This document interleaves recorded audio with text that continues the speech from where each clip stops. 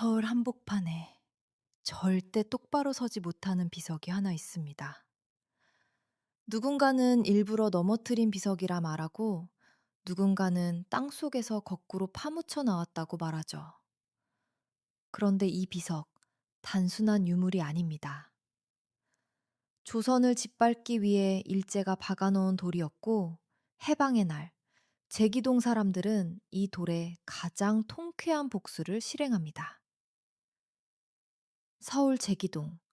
이름부터 심상치 않은 이 동네의 골목을 걷다 보면 신성한 제사터 한복판에 아주 기괴하게 옆으로 누워있는 비석 하나를 마주하게 됩니다. 현재는 청량대 표석이라 불리는 물건입니다. 그런데 이 비석, 사실은 세워진 게 아니라 땅 속에 거꾸로 처박혀 있던 것을 파낸 것입니다. 대체 누가, 왜 이 비석을 땅속 깊이 매장했던 걸까요? 이것은 단순한 돌덩이가 아닙니다. 조선의 심장을 찌르기 위해 일제가 박아놓은 독침이었고, 우리 민족의 자존심을 짓밟으려 했던 치밀한 공작의 실체였습니다. 하지만 해방의 날, 제기동 사람들은 이 비석에 가장 잔인하고도 완벽한 복수를 실행합니다. 일제가 우리 역사를 묻으려 했던 바로 그 방식으로 말이죠. 오늘은 이 비석 하나에 얽힌 소름 돋는 반전과 승리의 기록을 파헤쳐 봅니다.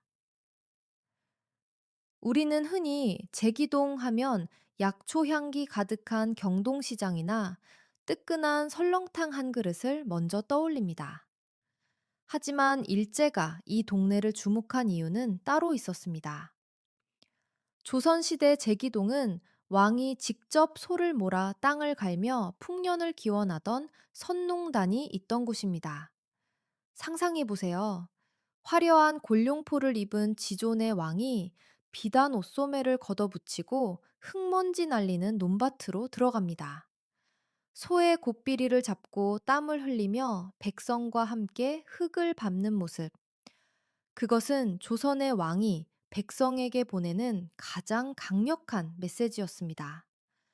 너희의 배고픔이 나의 아픔이고, 너희의 노동이 곧 나의 삶이다. 제사가 끝나면 왕은 소를 잡아 큰 가마솥에 넣고 푹 고아 백성들과 똑같은 국밥을 나눠 먹었습니다. 그것이 오늘날 우리가 먹는 설렁탕의 시작, 선농탕입니다. 이 따뜻한 국밥 한 그릇엔 왕과 백성이 하나라는 끈질긴 유대감이 서려 있었습니다.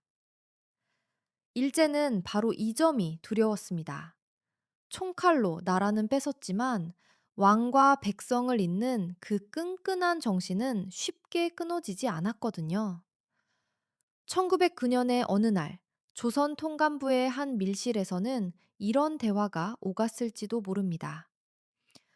조선인들은 참으로 미개하면서도 끈질기단 말이야.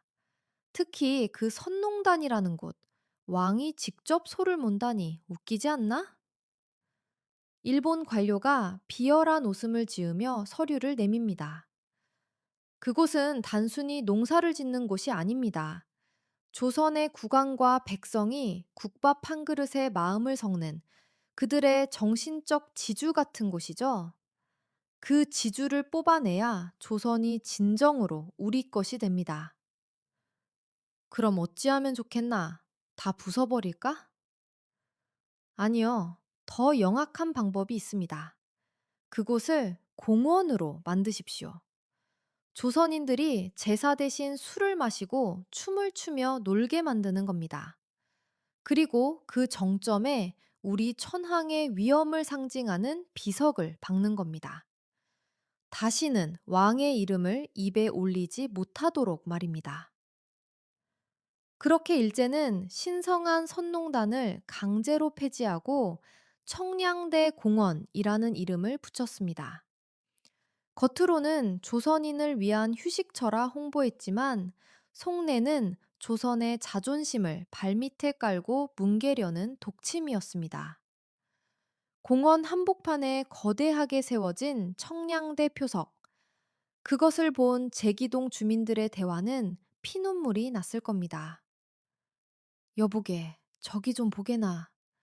우리 전하께서 땀 흘리시던 저 자리에 저런 해괴망측한 돌덩이를 박아놨네. 공원이라니. 조상님께 제사 지내던 자리를 술판으로 만들다니. 이게 무슨 천인 공노할 짓인가. 어르신, 참으십시오. 저들이 지금은 저 비석으로 우리를 누르고 있지만 저 돌덩이가 영원할 순 없을 겁니다. 반드시 우리 손으로 저걸 뽑아낼 날이 올 겁니다. 일제는 흘러 조선의 기억도 그 아래 잠들 거라 믿었겠죠. 하지만 제기동 사람들은 잊지 않았습니다. 겉으로는 침묵했지만 속으로는 삽과 괭이를 갈며 때를 기다렸습니다. 드디어 1945년 8월 15일 라디오에서 해방의 소식이 들려오자마자 제기동 사람들은 약속이라도 한 듯 선농단으로 달려나갔습니다. 자, 여러분! 오늘이 바로 그날입니다. 저 가증스러운 돌덩이를 당장 치워버립시다. 부숴버릴까요? 정으로 쪼아버릴까요? 누군가 소리치자 리더격인 사내가 단호하게 말합니다. 아니, 그냥 부수기엔 우리 원한이 너무 깊다. 저들이 우리 역사를 묻으려 했으니 우리도 저들의 욕심을 이 땅 밑에 영원히 매장해버리자. 거꾸로 쳐박아라. 다시는 고개를 들지 못하게. 수십 명의 장정이 달라붙어 밧줄을 걸고 비석을 뽑아냈습니다. 영차, 영차 하는 구호 소리와 함께 일제의 오만함이 새겨진 청량대 표석이 뿌리채 뽑혀 나갔습니다. 그리고는 일제가 우리 역사를 지우려 했던 바로 그 방식, 매장을 시작했습니다. 비석을 땅속 깊이 거꾸로 쳐박아 버린 것입니다. 너희의 역사는 이제 우리 땅 밑에서 영원히 썩어라! 그것은 총소리 없는 전쟁이었고 민초들이 거둔 가장 통쾌한 승리였습니다. 일제는 50년 동안 비석으로 우리를 눌렀지만 우리 백성들은 단 하루 만에 그들의 야욕을 땅속으로 유배 보낸 것입니다. 그렇게 비석은 사람들의 기억 속에서 사라졌습니다. 세월이 흘러 1992년 선농단 정비 사업을 하던 인부들의 삽끝에 딱딱한 무언가가 걸립니다. 50년 동안 차가운 흙 속에 묻혀 있던 청량대 표석이 다시 세상 밖으로 나온 순간이었습니다. 인부들은 당황했습니다. 아니, 비석이 왜 거꾸로 묻혀 있지? 누가 이런 짓을 한 거야? 하지만 소식을 듣고 달려온 동네 어르신들은 빙그레 웃음을 지었습니다.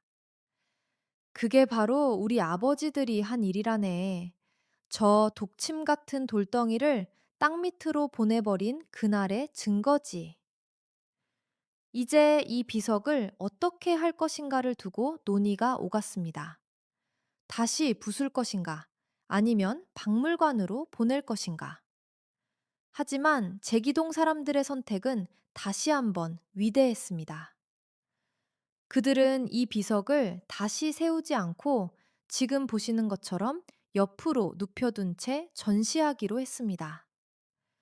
이것은 패배의 기록이 아닙니다.